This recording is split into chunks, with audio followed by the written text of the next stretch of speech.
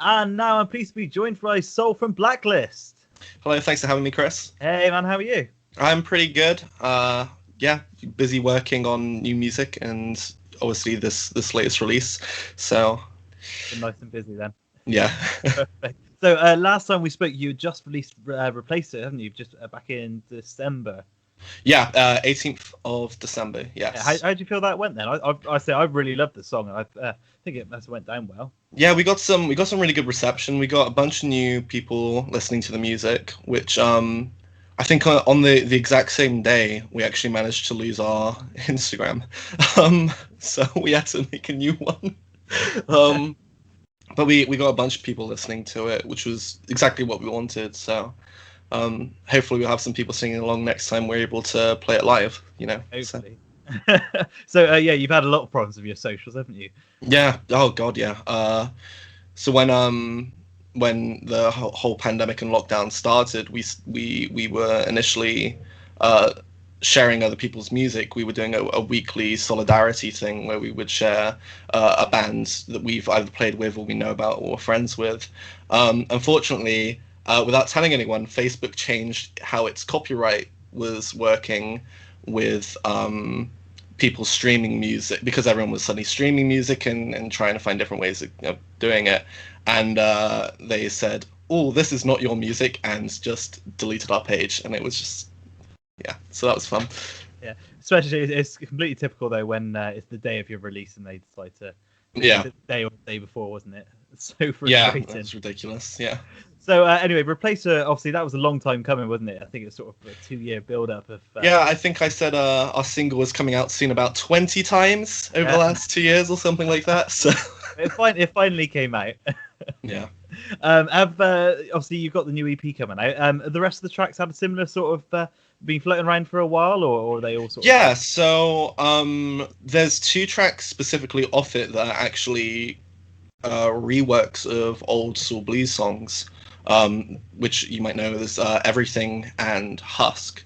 Um, but they've had their own sort of feel pushed into it, especially the song Everything, which is kind of more where I wanted the song to be when I initially wrote it and recorded it for my solo stuff. So yeah, I mean these are the songs that we've been performing live for the last year and a bit, and well until this year with COVID, but yeah, this is stuff that people who've seen us live should know and should be familiar with, but hear it in a really cool way as well. So Excellent, excellent. So tell us a little bit about the EP then. Like, what can we expect? um, Kind of. so there's some as with the Replacer, the recording's a little bit of a grittier kind of raw sound. What we were going for when we recorded it is to have us all essentially recreate that live feel that we had previously because everyone had heard the songs live.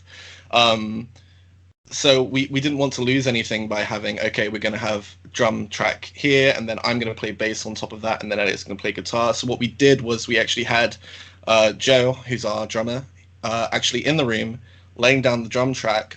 I was in there with him playing the bass, and the bass was then feeding into a little mic booth recording the amps there, and then Elliot was actually in the mixing desk playing some live amp guitar stuff in there, so we were all synced. I think even Husk took only one take.